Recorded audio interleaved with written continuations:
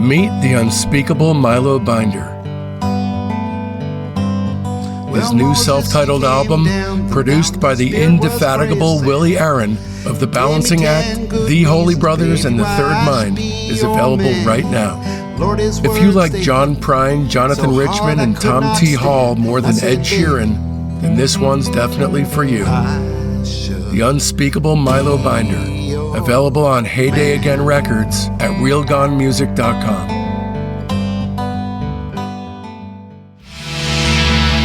The second single from Future Prophet Records is here. Birthday Girl presents Never the Sound, available right now on Future Prophet Records. That's Future, Prophet, records.com. Order now.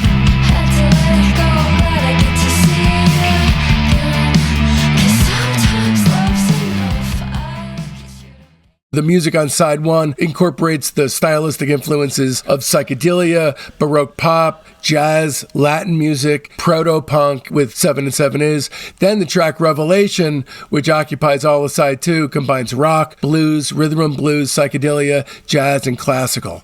It's one of the earliest albums to be described as jazz rock, years before the genre was widely established, and most importantly, because this is what I had heard for so many years, that the first jazz rock record has always been considered to be the Free Spirits album, Out of Sight and Sound, and that came out about a month after Da Capo. The softer songs on Da Capo, like Orange Skies and The Castle, marked the first appearances of Lee's smoother vocal tone, which is dubbed, and I love this phrase, acid Mathis by the press.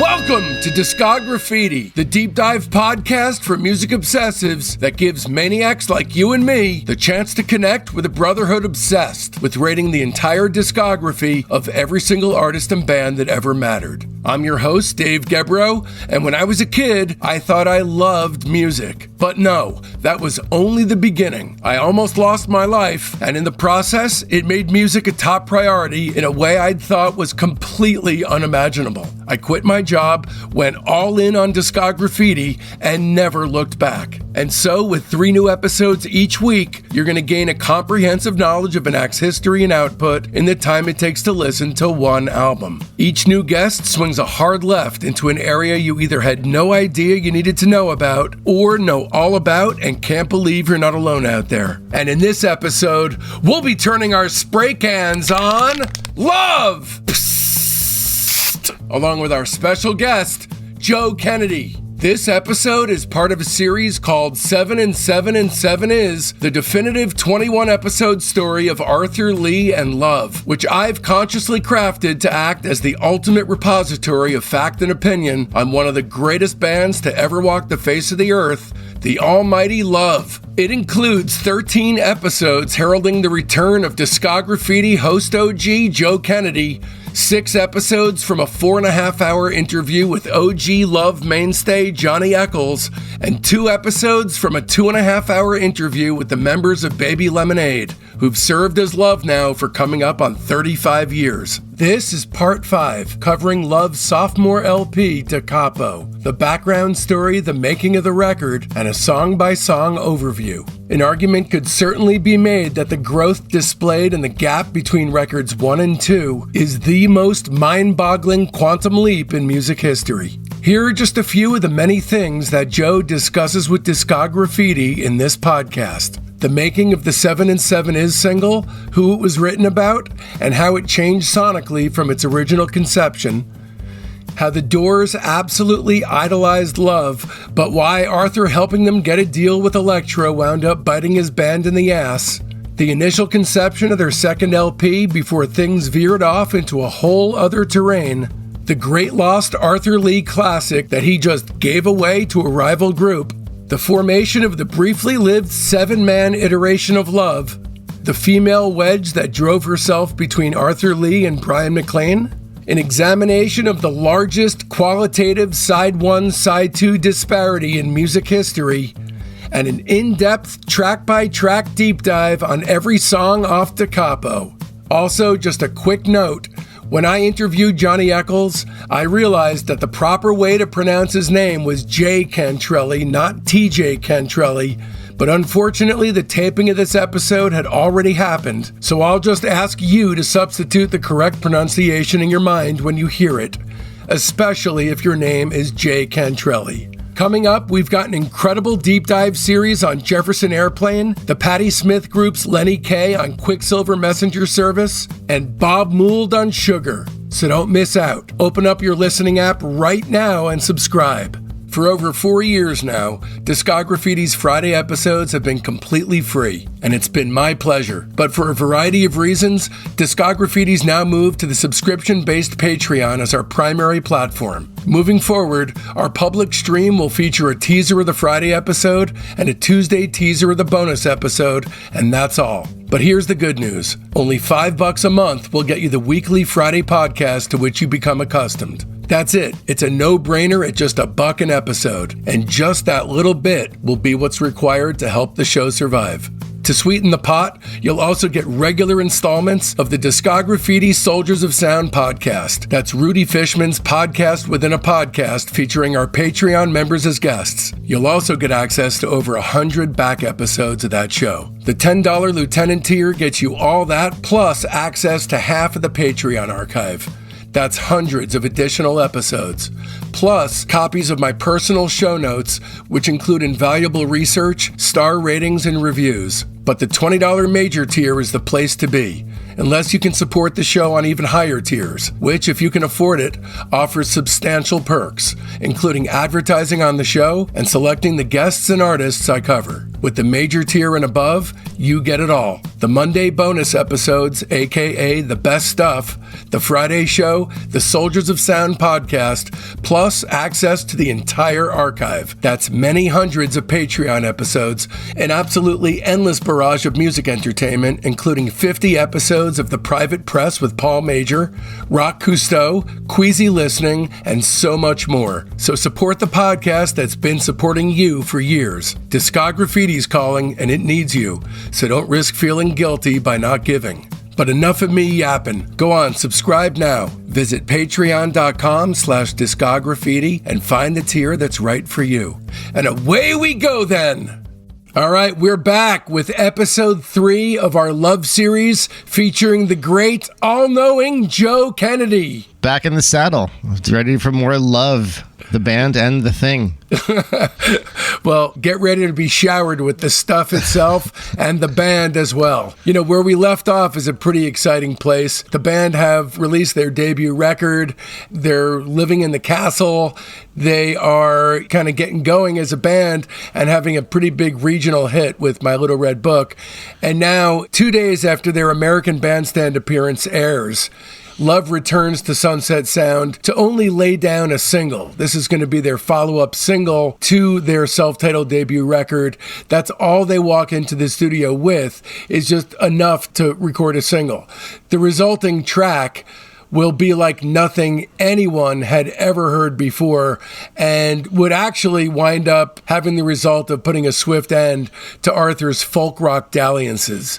Joe, you can't exactly describe 7 and 7 Is as anything that's ever been heard before the moment that it was released, can you? Yeah, no, it's incredibly loud, aggressive, no holds barred. It's in the garage style, it's a garage style kind of like punk rave up from that period, but it's also sort of raises the stakes of all the sort of Nuggets era garage rock. It's, it's like a blast from a cannon. It's all crashing guitar chords, wild, like sliding bass figure, crazy drum roll, thunderous, like machine gun drum style thing. There's really nothing like it. The energy in it is really incredibly palpable. That's really the thing about it. It really explodes out of the speakers still to this day. The structure, too, because besides the fact that we've never heard his voice go to places where it goes in 7 and 7 Is, at the point at which the song seems to reach a pinnacle where it can't even go any farther, it peaks with the sound of an atomic bomb explosion that's followed by this bluesy outro that actually sounds like the auditory equivalent of a post-coital cigarette. Yeah, you can't imagine it without that outro, right? Like, yeah. If it just ended at the explosion and didn't come back in with that little outro, it just wouldn't be the same. It's such a great little touch. Imagine even just like the song fades out from the loud section. The fact that not only does it go as far as it can go, but that it actually kind of recognizes that fact and sort of punctuates it with that explosion, which, we'll get into all those production choices as we delve into this episode. But there was no context or reference point for a song like this, nor was there any song the equivalent of 7 and 7 is, and nor is there still to this day. And if you believe there is, please email me with its title and creator, because I haven't heard it and I desperately need to right this second. I don't know anything like Love 7 and 7 is. But actually, the track's oral insanity was apparently concocted during an almost equally insane session that would see Jack Holzman from Elektra pass on the chalice of production duty from then on. Right, so Jack Holzman apparently still sounds exasperated when he talks about the session. He says, we spent an entire goddamn day recording that bloody track. That's all they came in prepared to do, so they did it until they got it right. Which I think says a lot about why it's so good when you have the focus and you have a whole day to kind of get just the one song. This was in the era where you're trying to, get a bunch of cuts down in one day, and it seemed like indulgent to take a whole day to record one song. It's a very complicated song, a lot of stops and starts, and it's very fast. It's at a breakneck sort of speed, so you can see why it took them a whole day. But it's very focused. Not only that, but some of these guys, at least, were playing just outside the realm of their capability. Right, and so right. Because of that, and we'll get to that as well, because of that, it wasn't going to be a one-take Betty. For a little background on the song, no one tells it as eloquently as Johnny Echols himself. And he says, Arthur had written this song about Anita Billings, his high school sweetheart. They both had the same birthdays, March 7th. It didn't have the drive that it would later have. Kenny Forsey deserves a lot of credit for the sound on that recording. We had signed an endorsement contract to use Vox equipment, and they gave us these Super Beetle amplifiers and other equipment. They had invented a bass fuzz tone and gave it to Kenny. Kenny and I decided we would try to use it in a song. Everything then came together in the studio. What we were trying to capture on 7 and 7 was the sound of controlled chaos, with feedback that would be in tune. It took a long time for me to figure out where to stand in front of the amp in order for me to play the chord and actually have the harmonic be in key. Kenny did the same thing. The bass fuzz just didn't work. It overpowered everything. So Kenny did the same sounds with his fingers sliding down the strings. He played an echo bass, which was semi-acoustic and would feed back. He was able to emulate the sound of the fuzz box on his bass. Bruce and Jack fought us every step of the way. That's Bruce Botnick. They knew how it should normally be done, and we were breaking all the rules. We kept telling them it has to sound this way. If we do it the way you want, it won't be the same song. We would have had the song done in fewer takes, but they kept stopping us, saying it's feeding back. We'd say it's supposed to feed back. In the end, the track actually required more than 30 takes to get it right, although not all of them were complete run-throughs. And Arthur and Snoopy actually traded off on the drum kit. This is sort of the early days of guitar pedals, which are kind of primitive at that point. So, yeah, I can imagine it was probably tough to playing a semi-hollow body bass with this very woofy pedal. But I think they probably got a similar effect by just turning the amp up and overdriving the amp. So it's this great bass sound. It's maybe one of Ken Forsey's great moments in the band, that sort of sliding, swooping bass lick that kind of holds the song together. It really does sound like a bird swooping down and flying up, and it's got this tremendous energy to it. Yeah, so Snoopy was really playing, as we were saying before, at the peak end of his abilities. I have some sympathy here as sort of a multi-instrumentalist myself. I can play a few different instruments, but if you're not really a drummer, drums are the hardest thing to fake it. It's the hardest thing because it's such a physical instrument and it requires so much just muscle memory and repetition that, if you're not really a drummer by trade, it's tough to play things like this. Is a very difficult thing to play, and I feel for him. He's obviously a good musician, but it's tough when it's not your main instrument to play stuff like this. It's very difficult. He says, this is Snoopy, quote from Snoopy, "The session was a nightmare. I had blisters on my fingers. Finally, I got it." And it is kind of the pinnacle. It's kind of Snoopy's last hurrah on the drum kit.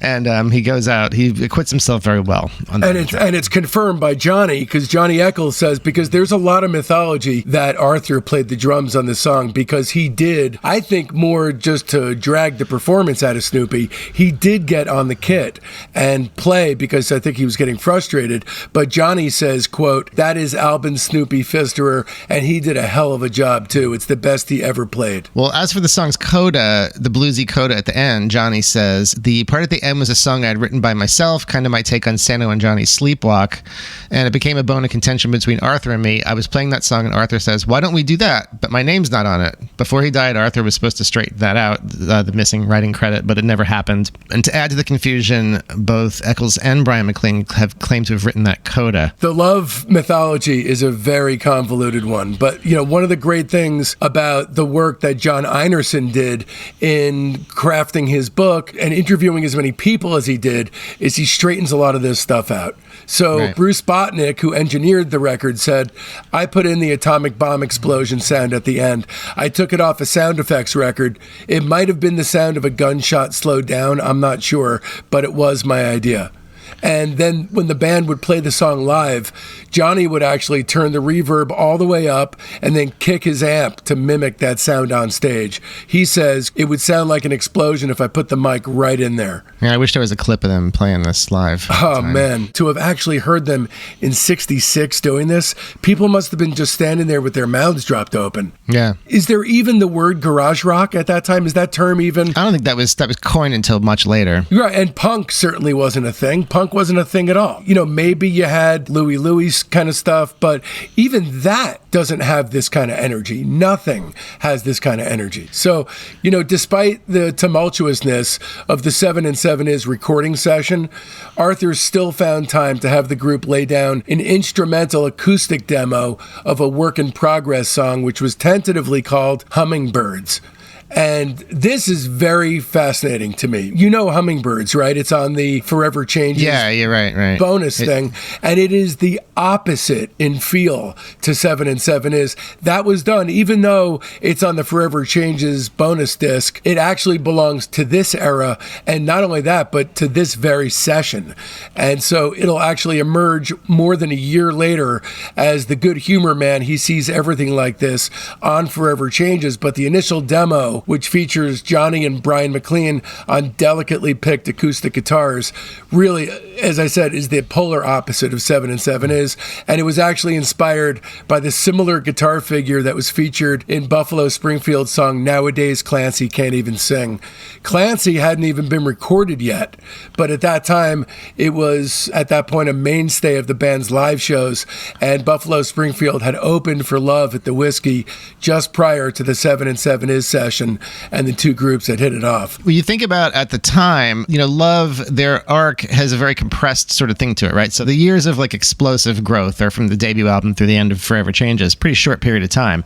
This period, when they're recording 7 and 7 Is, and then they get into Da Capo, this is sort of mid-period already. This is they're at their Rubber Soul Revolver phase already. Right, and just in terms of the explosiveness of growth and all the different things they're trying to do in their ambition. Yeah, it's kind of like the Beatles on Fast Forward Q. Yeah, the timeline is very compressed. They do so many things, so many different kinds of things, and progress so rapidly in such a short amount of time. It's pretty amazing. All right, that about does it. To hear the full episode, just visit patreon.com/Discograffiti and either subscribe as a private or higher, or just purchase it as a one-off. If you are a fan of the show, please do one of those two to help ensure Discograffiti's continued existence. Stay tuned, because next week brings upon us a very special surprise April Fool's episode, which will also, of course, allow me the perverse thrill of giving you all a terrible case of Forever Changes blue balls. Okay, here's the week up ahead. This Sunday, our weekly show within a show, the Discograffiti Soldiers of Sound podcast, drops for our Patreon's private tier.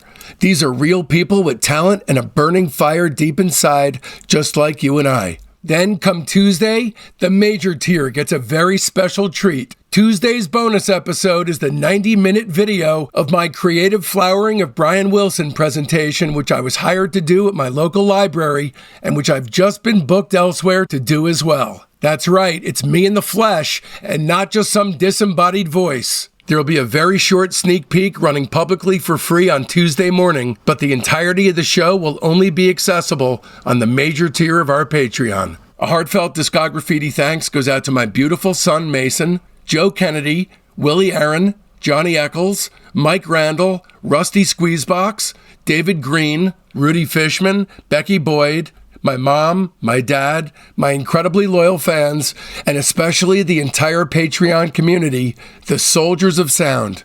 I love every last one of you, and this show would not exist without you, my friends. Speaking of friends, it's high time for some new ones. They're in our Facebook group, Discograffiti Soldiers of Sound. That's the best way to find out what's coming up on the show, but there's a hell of a lot more. You get recaps of the day in music history, the ability to pitch questions to guests, polls that put you in the driver's seat on guest and band decisions, and access to a thriving creative hub if you're looking for a collaborator. So make sure you don't miss out. You can find the link to the Discograffiti Soldiers of Sound Facebook page right there in the show notes. And if you don't mess with the Zuck, no sweat. Just email me at info@discograffiti.com and I'll keep you in the loop. So now that it's done and you want more, another way to dive even deeper into the amniotically dark and cozy psychedelic underworld of the 60s and 70s is to leap headfirst into our Spirit series. That's episodes 241 to 249, the Lenny Waronker interview, that's 244 and 245, our ongoing Graham Nash interview in which he talks about everything he's ever done, our 13-episode Moby Grape series featuring interviews with Peter Lewis, Don Stevenson, and Bob Mosley. That's episodes 208 to 214. The Beatles' Pete Best. That's episode 188. Our free design interview with all the Dedrick siblings. That's 160 to 162. Our Mamas and Papas series featuring my 16-hour Michelle Phillips interview, which she says is the best interview she's ever done. That's episodes 141 to 159. My 13-hour interview with Terry Kirkman and Jules Alexander about everything the association ever did. That's 109 to 113. My interview with Vashti Bunyan about her life and everything she's ever recorded, that's 103 to 104. My interview with Os Mutants Sergio Diaz, that's 86 and 87. Lou Barlow on the Zombies, that's 59 and 60. Foxygen's Jonathan Rado on Todd Rundgren, that's 37 and 40. Anthony Fantano on the Velvet Underground, that's 32 and 33. Bob Forrest on the band, that's 25 and 27. Andrew Sandoval on the Monkees, that's 22 and 23. Don Randy on David Axelrod, that's episode 17. And Pink Floyd is 1 and 2. And of course, be sure to mark your calendars, because this week the show is coming up on Wednesday, because that's April 1st, which means it's April Fool's, and as a special April Fool's presentation, we're coming at you with Trust me, you're not going to want to miss it. And so, from now till then, don't let our youth go to waste, lads and ladies. It's Discograffiti!